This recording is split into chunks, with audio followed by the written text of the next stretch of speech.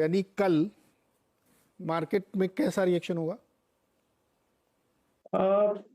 Flat to positive बायस जैसे reaction होना चाहिए मेरे हिसाब से। O2C के नंबर्स ने सरप्राइज किया है, उसमें पिछले क्वार्टर शायद कुछ रिफाइनरी शटडाउन्स भी थे, तो उसका भी फर्क आपको नंबर्स में दिखेगा। अभी फुल्ली ऑपरेशनल था इस क्वार्टर में, तो मुझे लगता है थोड़ा पॉजिटिव साइड पे ही रिएक्शन रहना चाहिए बायस के हिसाब से, क्योंकि O2C से बहुत ज्यादा उम्मीदें थी नहीं और जियो वगैरह ने नॉर्मली परफॉर्म किया है। आने वाले क्वार्टर्स में मैं ये देखना चाहूंगा कि जो रिटेल में FMCG प्रोडक्ट्स वगैरह लॉन्च किए हैं अभी तक, उसकी ट्रैक्शन काफी स्ट्रांग रही है। आने वाले समय में वो कैसे बिहेव करता है वो एक इंपॉर्टेंट चीज रहेगी देखने के लिए। मुझे लगता है रिटेल एक स्पेस है जो काफी हद तक फर्दर इंप्रूवमेंट ड्राइव करेगी। और जियो में अगर अगले 2-3 क्वार्टर में आरपू इंप्रूवमेंट्स दिखती हैं फाइबर की वजह से या नॉर्मल टेलीकॉम की वजह से, ज्यादा करके फाइबर की वजह से, तो मुझे लगता है वो भी एक एस्पेक्ट हो सकता है जहां से फ्यूचर ड्राइव हो सकता है। और मेरा खास ध्यान रहेगा रिन्यूएबल एनर्जी या न्यू एनर्जी स्पेस में कंपनी जो अनाउंसमेंट्स करती है कि उनके कॉन्क्रेटाइजेशन पे कंपनी क्या कमेंट्री करती है, वो एक मेजर ट्रिगर होना चाहिए री-रेटिंग के लिए। सर 23,000 करोड़ का केपेक्स क्वार्टरली बेसिस पे 1,10,000 करोड़ रुपए केपेक्स एनुअल बेसिस पर, और उसके बावजूद भी डेट में रिडक्शन, यानी एक स्ट्रॉन्ग कैश फ्लो जनरेशन वैसे भी कंपनी कर रही है और स्ट्रांगली उसका डेट रिपेमेंट में भी इस्तेमाल कर रही है। आप क्या कैसे देख रहे हो गोइंग फॉरवर्ड रिलायंस की तस्वीर को? इन नंबर्स के आधार पर कोई री रेट की पॉसिबिलिटी है? कैसे टारगेट्स में रिवीजन की उम्मीद?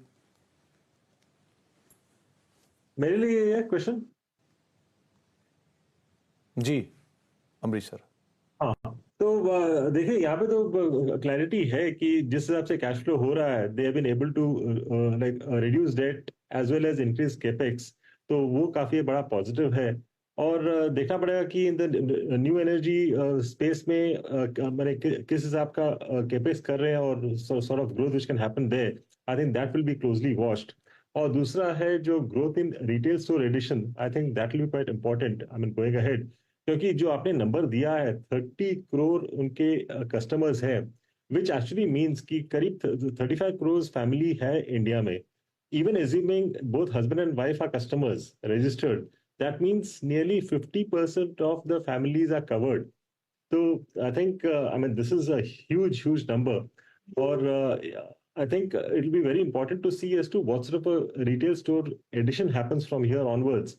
And I think that will be closely watched. So I think these two are the key monitorables. और जो ARPU का ग्रोथ देखा है हम लोग ने, I think it is lower than expected. I think it is about 181 or 182 है. But then it's surely expected कि by the end of this financial year, I think at least 194, 195 तक हो जाना चाहिए. I think that is what people will look at.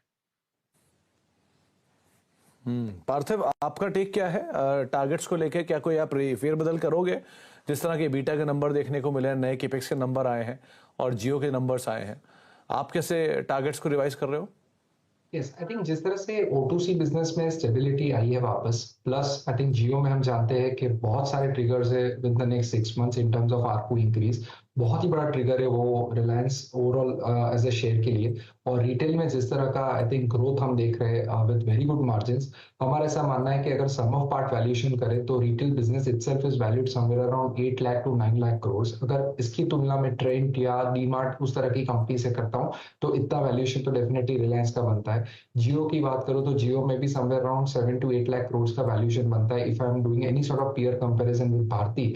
और जियो के पास ज्यादा subscribers है और ग्रोइंग सब्सक्राइबर्स है, तो आरपू भी बढ़ने वाला है, तो this is a fair valuation.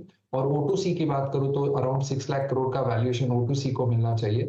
तो अगर ये पूरा मैं टोटल करता हूं, नॉट इवन काउंटिंग और फैक्टरिंग जो 75,000 करोड़ का कैपेक्स न्यू एनर्जी में है, तो 22 लाख करोड़ का market cap I think potential है, which means somewhere around 10% more upside from here. तो आने वाले 6 महीने में मुझे लग रहा है कि यहाँ से रिलायंस में इजीली 10% का अपसाइड देखें। नतीजों का जोरदार विश्लेषण और शानदार नतीजे, आप सभी का बहुत बहुत शुक्रिया हमसे जुड़ने के लिए।